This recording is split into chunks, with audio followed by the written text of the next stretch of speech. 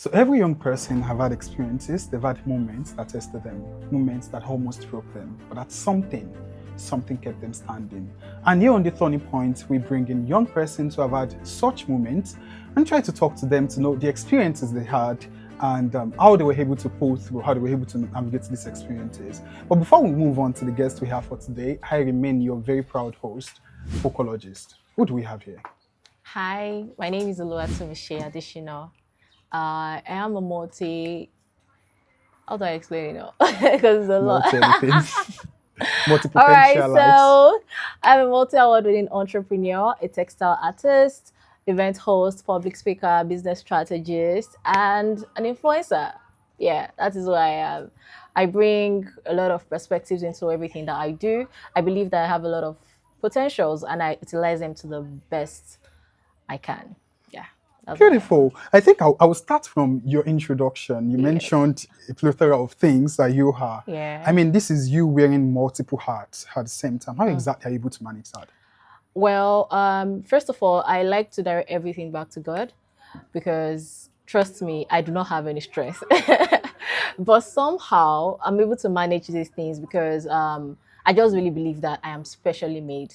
SPECIALAT. Yes, I am specially made. Oh. And I believe that I should work at the same level as God because I am created in his likeness and his image. And God is excellent. He does a lot of things. You know, I just believe that he has given me that potential. So that keeps me moving. And aside that, I know that I am not made for myself. I am made for impact. I am made for many other people that I have never even met and people that have met. And that also drives me to like put everything that I did together. So I'm able to schedule myself. I'm able to plan myself. I'm able to establish one thing before I go into the other. And that actually really helps me. That's beautiful. That's seriously beautiful. Thank I think you just more or less like, you gave us a kind of brief masterclass on motivation because I think you just talked about the fact that your motivation is pretty much like from within. You want to make impact. So it's more or less like intrinsic, not extrinsic. And I think that's something very important because if the motivation were to be something external, it would be gone. Exactly. And you get tired easily. That's beautiful. And so I want to believe that, I mean, looking at everything, even to be one person, to exist itself as a human, we all have to always face some experiences, right? That will test us. Not to talk of you existing as many things at the same time. I believe that life would have tested you in so many ways. I mean, who is it that life does not test? I don't think there is any. If you have something big that you carry, life will definitely test you. If it is going smooth all along the way, then there is a problem. That is even a problem. So you should definitely have tests. And I really believe that challenges that you go through or that comes your way is a way of God putting tasks in your hands so that you can be able to like manage the next phase of your life that is taking you to. So if you're unable to manage what he has given you at this particular point in time, then how will you manage the next one? So that's my belief. It's preparation for the next phase. Definitely challenges. Beautiful. And so if that's the case, I believe that you've also had such experiences, right? And would actually be very much intrigued if you could share such experiences or something with us. Okay. The experiences can be too much. Maybe a few of them. Our challenges to face me go. So, okay. I would really like it to be specific. Okay. Because I feel like at every point in my life, I've had to figure out a lot of things. I've had to face challenges. Every point, every time I am metamorphosing, every time I am growing, there is always something I have to like tackle. Literally, for me, I don't know if that's how it is for everybody, but I believe that once you solve a problem, you are creating a room for another problem. Another one. So I feel like you should be specific about, okay, in this particular phase of your life, what exactly was the challenge that you faced? And then I'll be able to like be specific. Well, I was able to, when you just said something now, I don't know, my brain was just able to kind of pick out a quote. I mean, something popped in my head and it was just like, every solution is an introduction to a new problem. I promise you. That sounded, I promise you. Nice if you are working towards, okay, I want to make 10 clients right now. By the time you make 10 clients, you should be able to make available resources that is going to cater for one, that 10 clients, two, you would not be complacent to stay on 10 clients. You would need more. Because at that point, God is expecting you to enlarge your mind and see that if you could actually make 10 clients, it means you can actually make 20 more. And if you can make 20 more, you can make 50, you can make 100. So your mind needs to keep expanding. So the resources that you put in place to get 10 clients is not the same will not be sufficient. you put in place to get 20 clients. So you're creating a new problem for yourself automatically. And it's just like that in life. Yeah, it's always more. Let me be specific in this instance. I think we should discuss the becoming, the process of becoming. Right. Yeah, I believe you did not just exactly become or arrive at this stage, becoming the host that you are, becoming the entrepreneur that you are, the content creator. I mean, several things that you are currently. Yeah. The process of becoming, I mean, there was a point in time where you felt like you were ordinary. What was that push? How exactly what was the process like becoming these things that you are? Thinking about it now, I wrote WAEC a couple of times because I kept failing mathematics. Do you like mathematics? No, don't bring mathematics close to me. I do not like it one bit. In fact, my name originated from the fact that I do not like mathematics. Wow. I was special while I was in junior secondary school. I was nicknamed special, and I wanted to open to go. So and a lot of people were already very special. So I didn't want to add numbers. That's how much I hate mathematics. Like I didn't want to add numbers to my special, and then I just had to manipulate the name, and I got SPECIALAT. That's a long story, by the way. So I went to write GCE in one center. So I met with a lady whom I told that I wanted to become a music artist. So this is a story that has never been on the internet before. I've had a couple of podcasts. I've never said it before. And I just thought about it, and she introduced me to somebody. And that person, listening to what that person say and how that person was living at the time, I just got inspired that I could actually be more than I was already staying at home. Many people were already looking at me that why is she not in school? It wasn't like I was failing jam. I was failing maths. That was what I was failing. I would write the whole exam and I would have D, E in maths. So that was actually the turning point for me. This person wanted to organize an empowerment program for women, and he asked me to get women in my community that could, that would be interested. And I went out. And one thing about me, right from the start, whatever is worth doing out is worth doing well. Once you give me a task, I love to execute tasks. So I just went out, I got these women, and we had the empowerment program. And that told me that I could actually do something. That just sparked something within me. And then I started learning tie-and-dye from that empowerment program. I learned tie-and-dye for free. Wow. Yes. And I was still at home, still failing maths.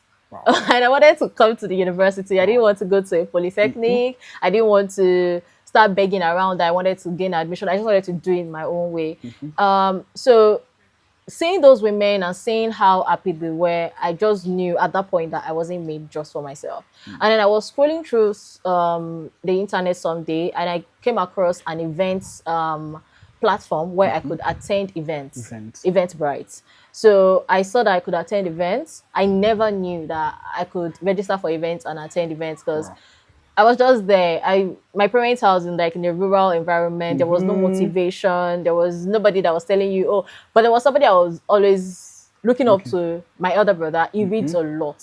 So I just know that I want to be Shano like this boy. That was the only thing. But aside that, there was no inspiration per se. So I started attending these events. I would save up my feeding fee. Once my parents left the house, I would leave the house.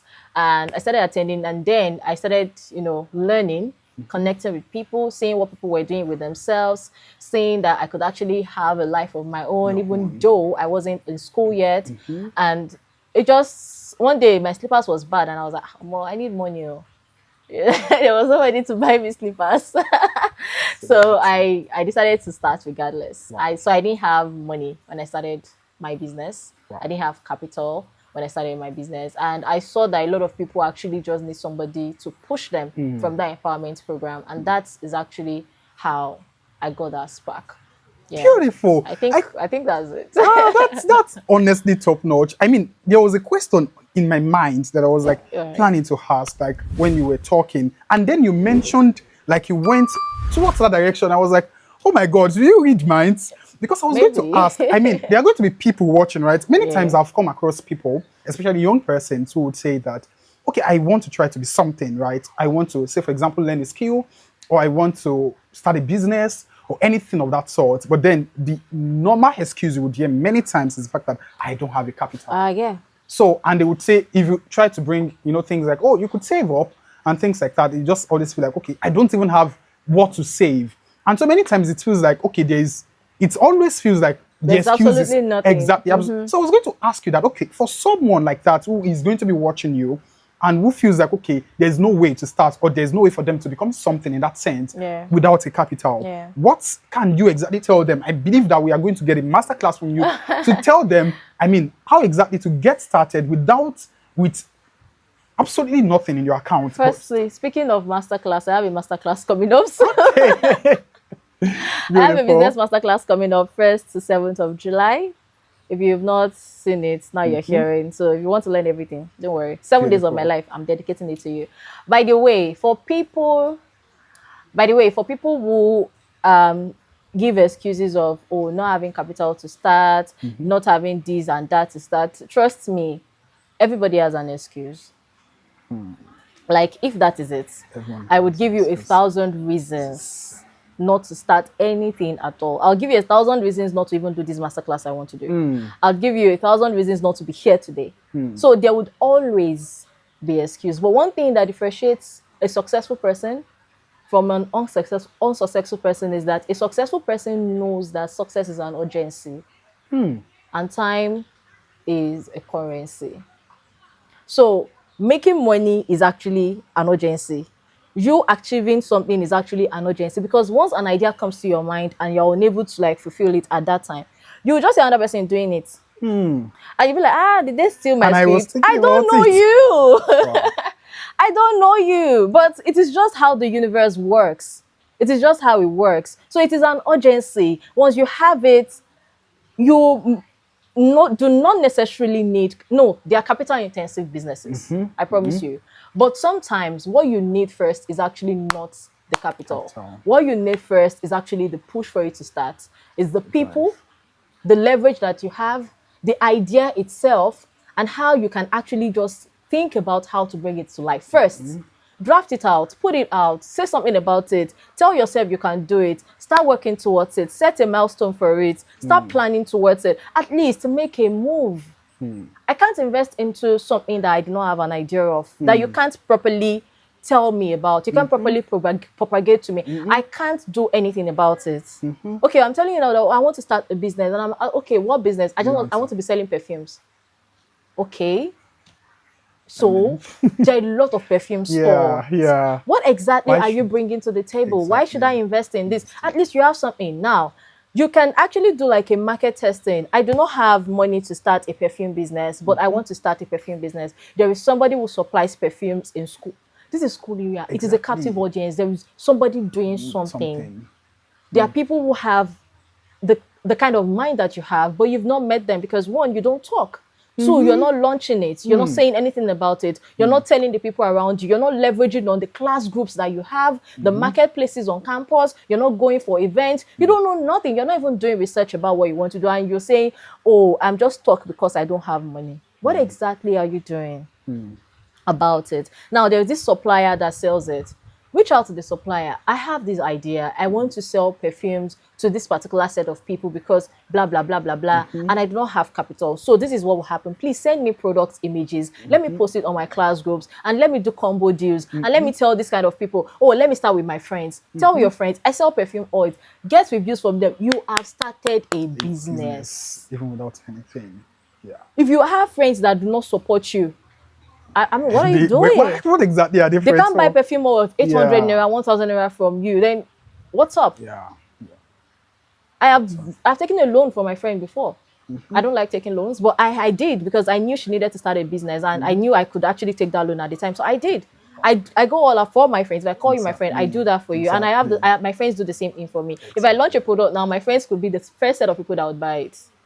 So I feel like you should surround yourself with people who are going to support you. And when I didn't have that particular set of friends, I had people in my contacts. They were just random people. I would send them broadcasts. Oh, I'm selling this, blah, blah, blah. Please help me to repost. Once they repost, somebody from their distant cousin, brother, uncle, sister, whatever, would see it and just get in touch.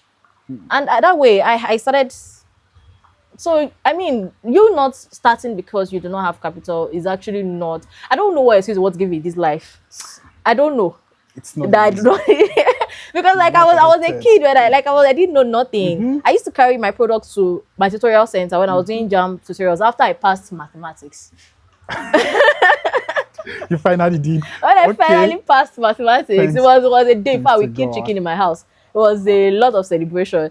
I left the house. I went to UI for my jam tutorials, and I just knew that nobody will save me. It's not like my parents couldn't have given me money, but that money wouldn't be enough. And I do not like asking. So you had to save yourself. I do not like asking. So I would go to the market. I do not know how to make shoes. I don't like tailoring. I don't like a lot of things that I do in my business. But I have people that I can outsource them to. And that was what I started early. I just saw this shoemaker in the streets that was an old man who was just earning petty money. And I was like, okay. I would buy slippers for 500 in the market, take them to him, do adire on Teru. I would buy Teru for 200 naira per yard or so. I saved my feeding fee for these things. And then I would just take it to him and say, sir, please, help me to wrap it around the slippers. Let's make it adire slippers. And I would pack it into my bag and take it to my tutorial class. I sold to the owner. Do you know Apex? I sold to the owner of Apex. Wow. I sold to him. I was like, sir, I make shoes, I make slippers. After class, it didn't affect my jam. I did well in jam. And I was still selling. I was able to sustain myself. I bought my post-UTME uniform. I came to Ife. I was able to sustain myself all by myself. So it wasn't that I had capital. Till now, I've not gotten any external funding. But I was able to build the business because I believed in myself and I knew that all I needed was me to start. That was all I needed. So that is all you need. If you're seeing me right now, you only need you to start. Believe in yourself. You have everything it takes to start. I promise you. Just start. If you do not start, how will you know where to improve on? Beautiful. That's actually a masterclass right there. Yeah. And you mentioned something about the fact that you can always find out like 1,000 excuses if you want to. I promise. And it's just like similar to what Mark Twain said about the fact that there are 1,000 excuses for failure, but none of them is a good reason. No. So that's how many times I would say, excuses are never reasons. Yeah. So sometimes you would say, oh, this is a reason. It's not a reason, it's an excuse. And excuses, you can always have excuses, you can always power them up. And so, looking at everything you said, it seems like I'm curious. Do you like taking risks? Because it's not easy to actually, that feeding money thing. Going into a business, money that is meant to feed you, right? You've not even eaten, right? And then you decide to save it up because you want to fund for something, which of course, there's never a 100% assurance. I'd never even tested it in the market. Nobody even believed in me. Wow. So if it's about risk, I've taken a million risks. Is there an entrepreneur who does not take risks? If you're an entrepreneur, you're going to fail 1,000 times. I'm telling you, you're going to fail over and over and over again. And it almost seems like everything is not working. But the only thing that actually makes you an entrepreneur is that you do not give up. You're doing it again and again. So as an entrepreneur, you're a risk taker. Automatically, once you identify as an entrepreneur, you are automatically a risk taker. You are going into a market that, of course, you must have an idea about it. But when I started, I didn't have an idea. I didn't even know where to buy my materials from. I didn't know how to test for the fabrics. I didn't know the difference between fake and original. I just knew I needed to start. I was just staying at home doing nothing. I just knew I needed to start. But along the line, I got to know that I am actually a risk taker, right? I had 1,350 naira from my savings. I developed ulcer from that. And I didn't have transport fare to go to the markets. Wow. So I called one of my male friends that I know that, boys now, you want to do shakara. I say, I have to pay for the transport fare, I say, no, don't worry. No, pay for it. Tactics. Yeah. So I'm very smart. So I know how to get what I want. I just believe so. So I took him to the market and I didn't know anywhere. I didn't know where I was going to. I I started asking those market women, oh, please, where can I buy chemicals? Where can I buy this? Where can I buy that? And so that was a risk on. So because I didn't know where I was going, I didn't even know if I was going to get in that market. And I was taking the boy up and down. We're just going up and down until I eventually got where I could buy it. Wow. And aside that, I've taken a lot of risks. I started doing address suits when there was nobody doing address suits. And the funny thing about my address suits is that I do not use the conventional cotton fabrics. I use suit materials, which is not okay for adire. Adire is made on 100% cotton fabrics, and I do not do my suits on 100% cotton fabrics. And over the time, we have sold over 20 adire suits. Wow. I mean, that I can remember, we have sold over 20 adire suits just from saying, oh, let us even try, let us even make it. And 3 sets of adire suits sell for 200,000 naira, and I'm selling it. Wow. And I started from selling t-shirts for 2,500, 3,000, incurring losses. Wow. A piece of this t-shirt costs 35,000 naira now. Wow.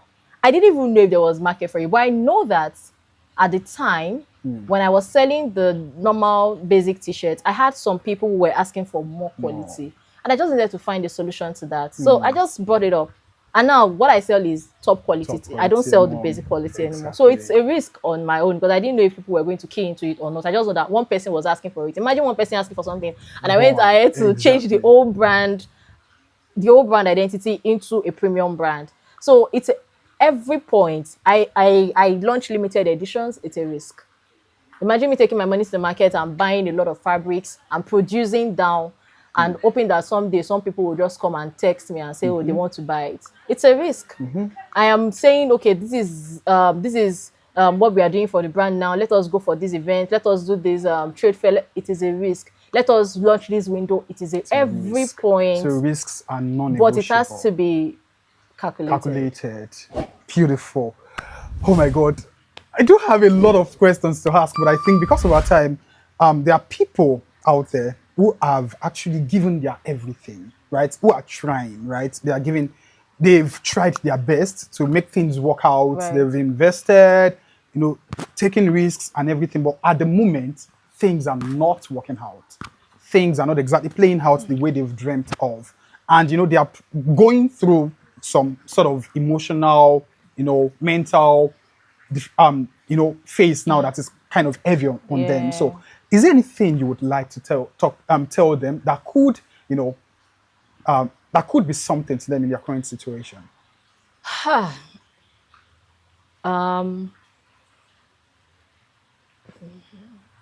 You won't always win. You won't always win. You can set out to achieve a goal. Okay, you won't always win. You won't always win.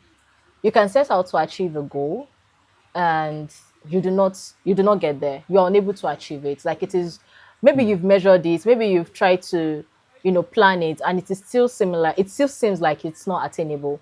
Or you could have actually been working all your life. For me, like there were times that I would break down. It happens. Even till now, there are times that you plan something, you set out to do something, and it's just a total failure at the end of the day. But the way you manage your fails matter a lot. You won't always win. I read this book by Femi Otedola. Oh, I'm still reading it actually because I take my time to digest every single page of that book. That's making it big. And that is what I would reference in anything that I'm talking about at this particular moment of my life because that is the book I am reading right now. And this man started from almost nothing. He had support, but he was able to multiply the support. And he failed. He lost about 220 billion naira to loans, debts. The oil market dipped and he failed. And he had to start all over again. He sold his properties. And that just tells you something that you can't always win. But the way you manage your losses, the way you manage your fails matter a lot. If something happens to me right now and I set out to achieve a goal, I can set out to, maybe I want to sell 10 pieces of suits for this collection and I do not get a single sale at all. Nobody's going to know. It's not because I am faking it. It's not because I am pretending, but I understand that I can't always win. What I have to do at that point is go back to my drawing table think about what I did in that process and re-strategize, replan it. What can I do better? Where did I lag in this place? What are the things that I didn't put in place? How did I communicate to the audience? What are the things that, and even bring out a lesson from it, and even just train people through it, and even just show people that you're an authority in that industry. It is very, very important. If you do not, the perception that you create for yourself is what people perceive of you. If you tell people, oh, I'm a failure, and you keep showing up every day like a failure, there is nobody that will take you seriously. But if you tell yourself, okay, I'm a failure, but I have failed at this, but that doesn't make me a failure. I have failed at this, but that doesn't make me a failure. If you fail at something, it doesn't automatically make you a failure. What you make of that fail is what actually matters on the long run. So I have failed at this thing. What is the way forward? Instead of sitting back and wallowing in that failure and say, oh, I can never do it. Your mindset is very, very important. Your imagination creates your reality. The things that you project to the universe is what the universe brings to you. So if you keep telling yourself, I am a failure, then there's nothing that can happen about nothing. No herbalist can do it for you. No herbalist. Because it has to come from your mind. Your mind is your God. God is in our mind. Like, it has to come from what you wish for yourself. So if I tell you right now that, oh, I am a nobody, there is no way I want to dress that you see me as somebody. Above that, yeah. Oh, that girl, she's a nobody. Wow. If I tell you, oh, this is, if you notice, the most insecurities about yourself are things that you project to be like. If someone notices that, oh, something is wrong with you, they may actually not see. People don't care. People don't see you. But you already told them that, I have big tummy. And they will be seeing that big tummy. They are not seeing your fine face anymore. They are saying that. So if you project that failure to the universe, that is what it keeps bringing to you. That is what you keep getting. So please don't give up on yourself. You are all you think you are. I promise you. You just have to understand. You have to understand your strengths, understand your weaknesses, understand the places where you are lagging and the places where you need to improve on, and just do it. We strategize. Go back to your drawing table. Go and do your assignment right away. It's very important. Beautiful. Oh God, that's so amazing. And I mean, there are a lot of questions to ask, but maybe another time, if we are privileged to have you again, we would be so much pleased to have you. All right. Yeah. I'll be happy to be here. Thank you so much. And on that note, that's how we're going to end it for today, guys. Until the next time that we meet, hold on to what you need and leave the rest. Imole Atom.